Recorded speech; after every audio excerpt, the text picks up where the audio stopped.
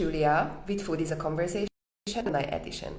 This is our 25th session and actually the last one before the summer break. So we are not gone forever, and you have 25 sessions to watch on IGTV and our YouTube channel till we restart, most probably around September, to continue introducing you all the different alumni from the educational programs what have been organized by the Future Food Institute over the past years. Let it be the Food Innovation Program, what I attended in 2018, or the summer schools, or the digital boot camps, and not just digital boot camps organized by the Institute and FAO. Actually, we just kicked off the digital bootcamp this Monday. So I have a lot of students lined up to be interviewed on this session in the future. And today, I am introducing you someone who I met in 2018 during our global mission. And she joined in a very spontaneous way, almost, I think we were in the Netherlands. When she was pulled in to be part of this journey, and she is now live. Hi, Denise. Hi, Julia. How are you? I'm good. How are you? Very good, thanks. Thank you. I just quickly finished the introduction about the session, and then we can go on with the questions. So these sessions happen so far since April, twice a week on Tuesdays and Thursdays, very casual, short conversations to introduce you the people who are somehow connected to the Future Food Institute. What are they doing? Where are they based? How are their local food systems? And what is their relation to food? Because let's be honest, we don't all need to be directly working in the food industry. We all have a connection to food, at least on one way, because we eat. So the stories are completely different, and without any further ado, I would like to introduce you Denise Admiraal from the Netherlands. Hi. Hi. Good morning. So Denise, please tell us, how did you end up on the global mission in 2018? Well, first of all, thank you for having me. It's a great honor that I'm your 25th one. Exactly. Great. And yeah, I remember in 2018, I saw this ad they were looking for somebody to film on their global mission. And I was like, all right, traveling, that'll be nice. So I kind of sent out something, and then I remember getting this call from Sarah. And it was just really funny because she was probably on one of her travels. So she was at the airport and we had this lovely chat, and she said, yeah, I would love for you to come to New York. I said, all right, well, when? She said, well, it's in 3 days actually. So I said, all right. So I just cleared out my schedule and I said, of course, I would love to join. And then actually when I got to New York, I remember that I dropped my camera on the first day of filming. Oh my God. And I thought, well, this is going to be an interesting trip. But then luckily it was just the screen that was broken. So I could still film, but it was quite a challenge. And then, yeah, after New York, I went to San Francisco with you guys, to Mumbai, Shanghai. And pretty recent, last year, I went to the boot camp in Iceland as well, which was really cool. And this year I filmed a short documentary about water shortage with the 3 Francescos. So yeah. The triple F in the team, exactly. Yes. So yeah, your story, how you joined the Institute, I think it's one of the common patterns I keep listening to. Oh yeah, that was a very spontaneous thing. I just strolled through the streets of Reggio Emilia and I saw the Officina and then I just joined their summer school. Yes. Or, oh yeah, I saw this ad and the deadline was already over. And everything is like happening very spontaneously. And that kind of leads into the running gag what we had during our year is that we had to learn how to dance with ambiguity and be flexible. So Definitely everyone's journey with future food has some kind of an element like this. Yes, true. Um, Yeah. so, as you said, you came with us to film the global mission, and now, since then, other activities as well. So, tell me, please, what is your connection to food besides eating? Well, yeah, of course, for me, not being a food scientist, obviously, I just really, really enjoy food and I love capturing the stories around food. And I think I was just very lucky to go on the global mission with you guys. And I really realized there a few things that I saw all these students who were so bright and working so hard on these solutions. And then I kind of realized, one, the world is worse than I thought. It's pretty messed up and things need to be done.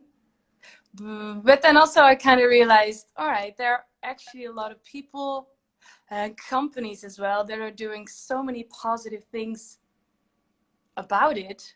And then I realized, but why aren't we showing more of these stories?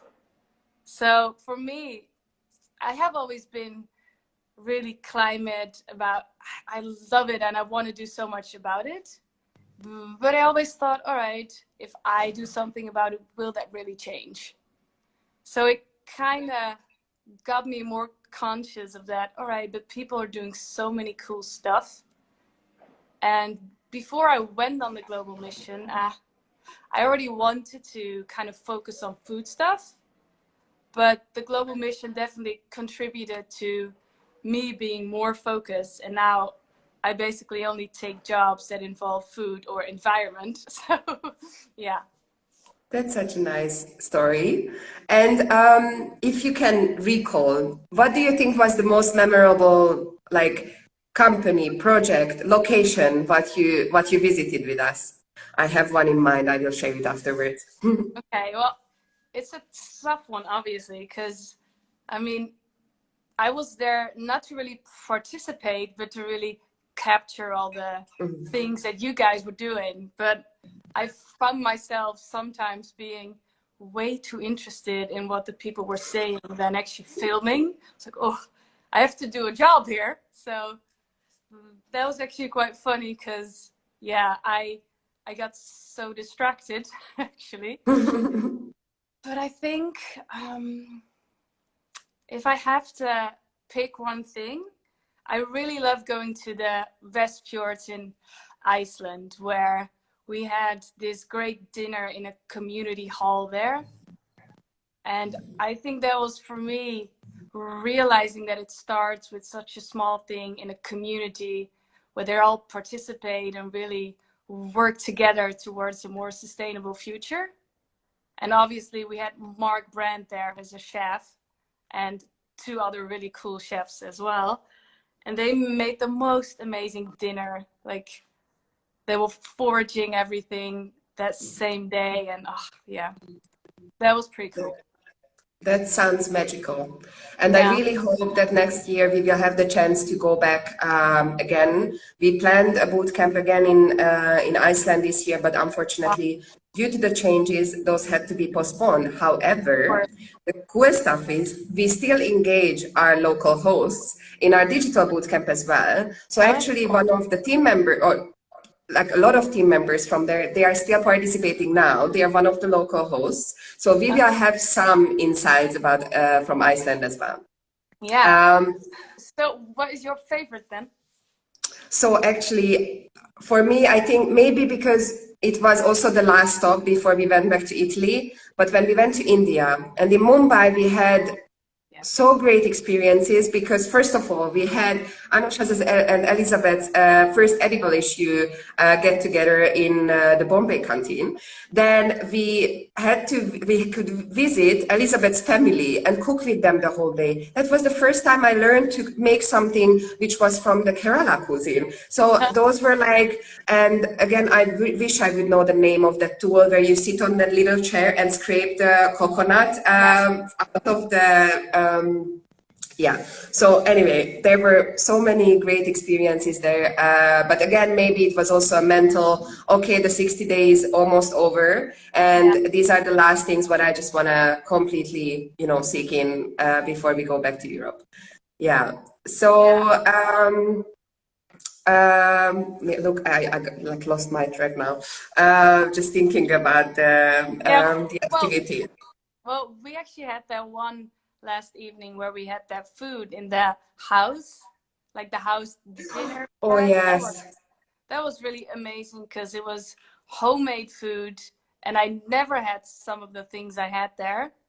And just sharing all the experiences in that pretty small house, but it was so cozy. I really enjoyed that. Yes. Yeah. Yeah, and you know what? One of the participants from that dinner is actually in the digital bootcamp now. I Oh, just realized it on the kickoff. So funny. So yeah. yeah, the network is so wide now that you definitely write two emails and you are connected to someone somewhere else in the world doing Yeah. something great about food and climate. So let's talk about your current projects and maybe a bit about that filming with the triple F in Pollica. Yes. That was pretty crazy. No, but I think obviously during the COVID-19 crisis, there was no filming at all. So I couldn't film or I couldn't do anything, which was quite tough. But now it's kind of reviving now.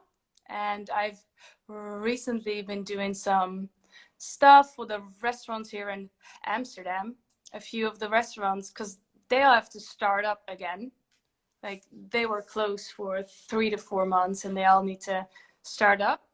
So we did some videos for that and kind of implying the new rules and regulations, which is quite tough, but yeah. And then I also did something interesting with a company called Meatable. It's a company that produces lab-based meat. And it Interesting. was, yeah, we got this whole tour in the lab there. And it was just really interesting to see. And it kind of made me wonder, all right, what if this really is the future? Because the main reasons people don't eat meat is because the harming of animals and the environment. So what do you think, what would happen if you take those two things away? Like what if they're not relevant anymore? Would people eat more meat? Or just replace at least. If we could take those elements away, maybe that could be a solution in the future for all those overconsumption of. But it's not always just about meat, right? It's No. about how the meat was produced and the mass Yeah. production of these food products. Yeah, Yeah. for sure. So very exciting. And so this is a new company, very fairly new company, right?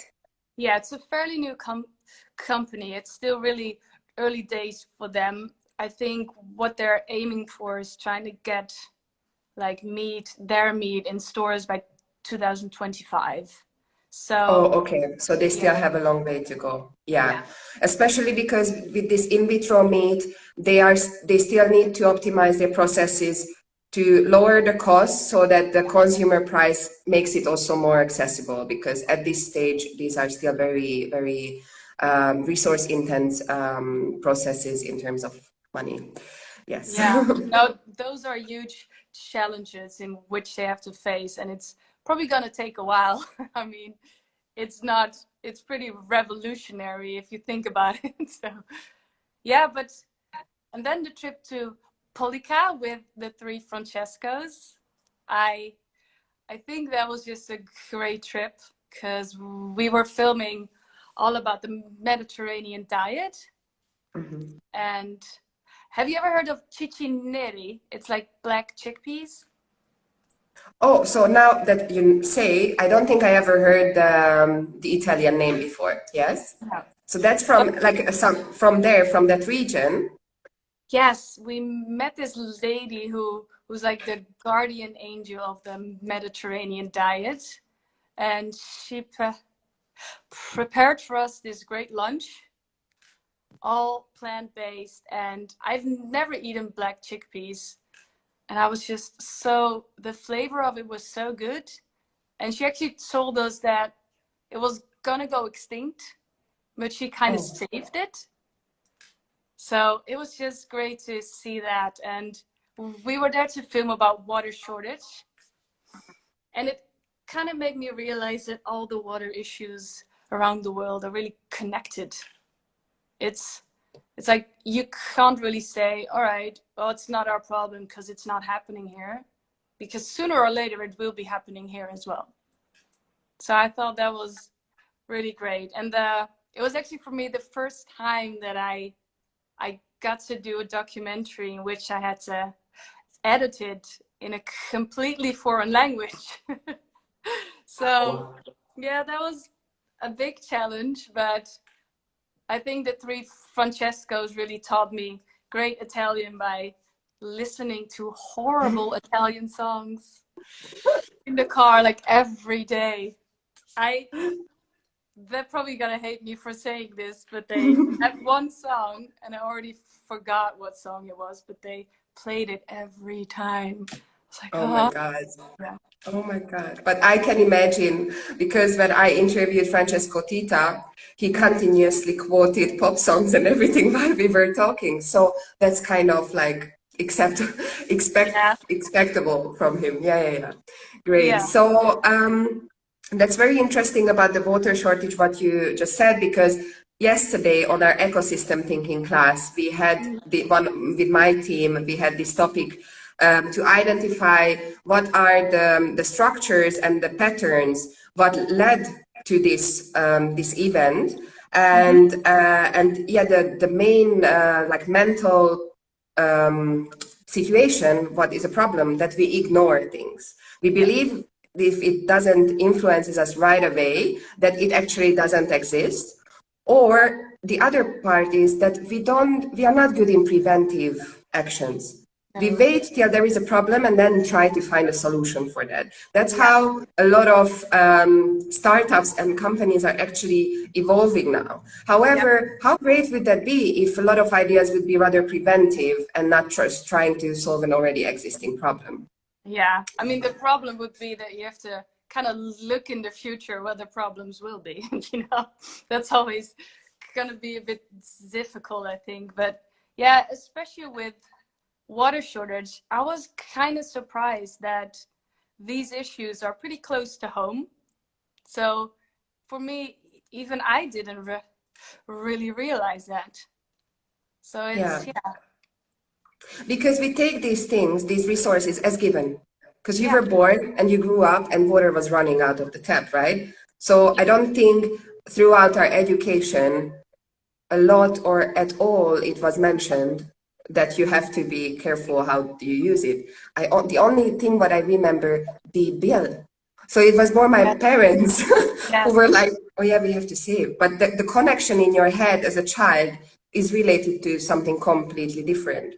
So yeah, that also brings us to the point that education has to definitely be adapted to these actual problems what we have, to be able to like grow that new generation who will be able to have these preventive actions. Yeah. Yeah. Yeah. But it's actually interesting to kind of think about, all right, have you ever thought about where water comes from? It needs to come from something. It's not growing like vegetables. It's Yeah. so, And it's not just coming from your tap, indeed. no, no. Yes. Yeah. So yeah, these should be implemented in education for sure. And Yeah. if we talk about growing vegetables, how was your last few months? How do you see your food procurement changing? How did you change your diet, if you did at all? Well, yeah, we kind of had to. I think living in Amsterdam, in a pretty big city, at least it's not really big, but we always think it's a big city. It's all about convenience. So, I mean, food needs to be accessible, fast, simple, and we're actually really lucky to get all of the products in the supermarket. And then I realized, all right, it's not always local or regional, and people don't always appreciate that. And then when COVID happened, a lot of products that you would normally get weren't there anymore. So for me, I really learned to revalue and appreciate the regional products from here.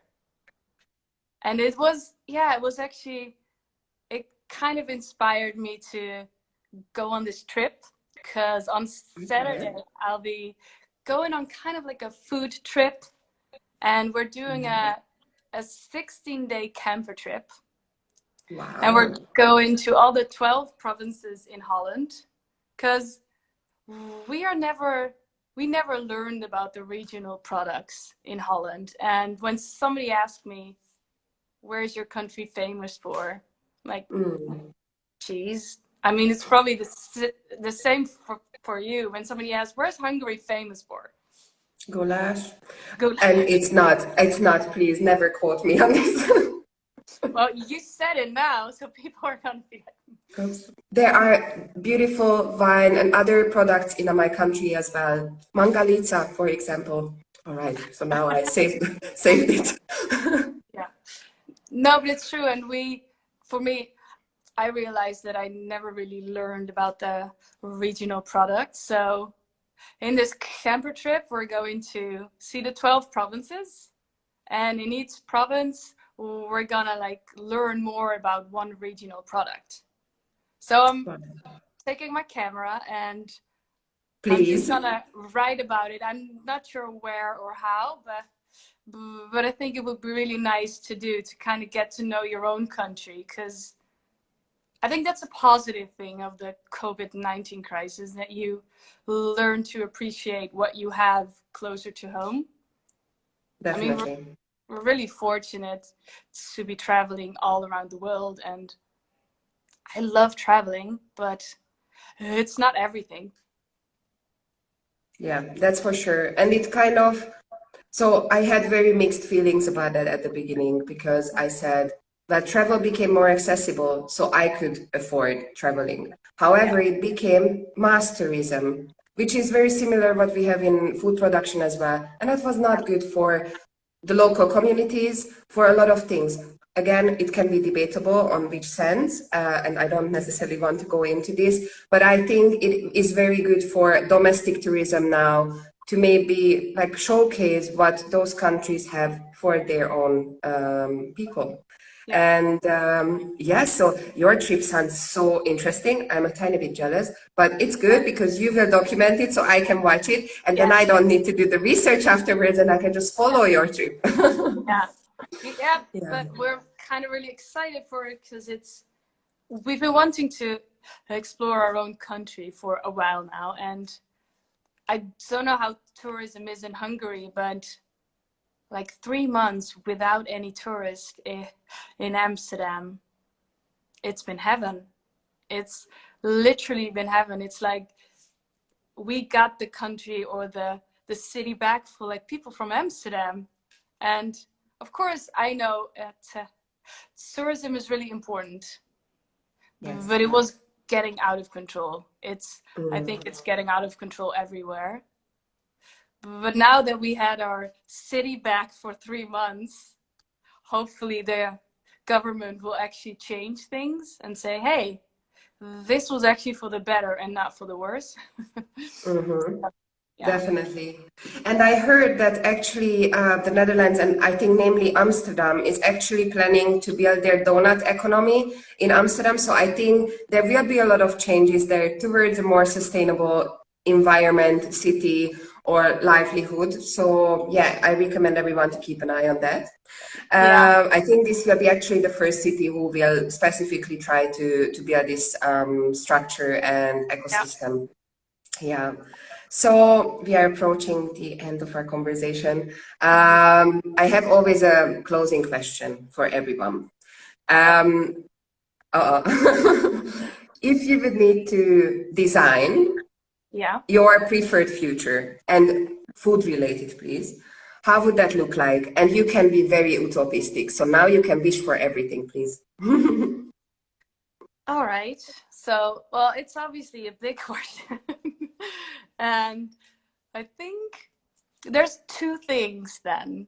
I think one is I don't think there should be hunger anymore. We have enough resources and enough food for everybody. It's just not evenly distributed. Yeah. So I think if I could wish for anything, of course, yeah, that would be it. But secondly, I would wish for better education, because I really don't believe in a bad or unhealthy diet. I believe in an ignorant diet. Because do you not think when people know what they put in their mouth, they will actually make healthy and conscious choices by themselves? I really believe that people are smart enough to do that, but then the knowledge has to be accessible for everybody. Yes. I really would like to live in your future. Deal. So I meet you there, right? We will work on that together. Yes. So you can do. You do have to pay high taxes, though. All right. If it's going into reaching those goals, I think, and it's transparent, I am happy to pay that. Okay. So you can build the education with your storytelling. I can help creating the content. So I think we have some ideas what we can transform into action now.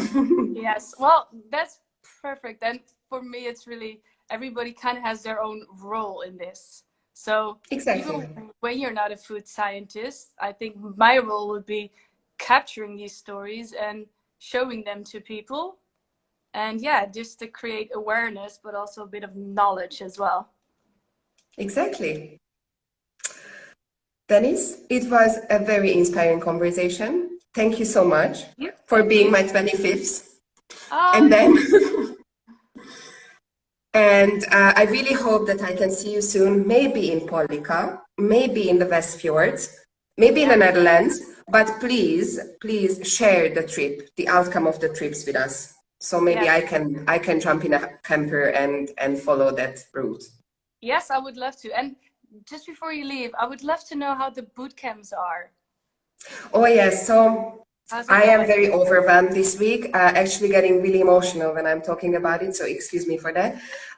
So we had this magical kickoff on Monday with over 60 people and from all over the world. I don't even remember how many countries we are talking about, but you can imagine how is it to meet the needs of different time zones. So I am juggling a schedule to make sure that someone in Indonesia, but also in West Coast, can get the same experience or very similar experience during this time. We have a very diverse group. We have high school students who, like the youngest participant is actually 14 years old. Wow. Then we have chefs who ran zero waste kitchens. We have farmers. We have industry members, executives. So we have a very, very diverse group. And this week they started to learn about prosperity thinking, how to map their own ecosystem. And over the next 3 weeks, we will actually encourage them to engage with their own community. And by showing global examples, how could they take action in their immediate environment. So yeah, I am very excited. Obviously, a lot of email back and forth, access details, and so on. So all the back office activities as well. But so far, so good. We also had an amazing reflection and meditation session yesterday. So Wednesdays are about mindfulness and mental hygiene. Mm-hmm. And tomorrow we will have the first shared meal together.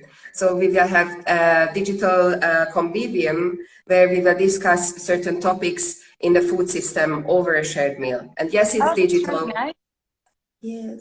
Yeah, that's good. So yeah, I hope that as of September I can interview participants so people will know more about from the other perspective as well. Yeah, yes.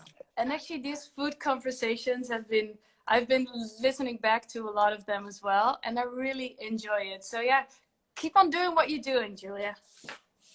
I will. Thank you. For these conversations, it's worth it. Yeah. All right, good. All right. Thank you, Denise. Have a lovely day. For everyone who joined later, the conversation will be available on IGTV. And please have a look. We have 24 other conversations, each around half an hour. So you can binge watch them maybe over the weekend if you want to know more about people being active in the food industry. Thank you so much. Have a lovely All day. right, you too. Bye bye. Bye.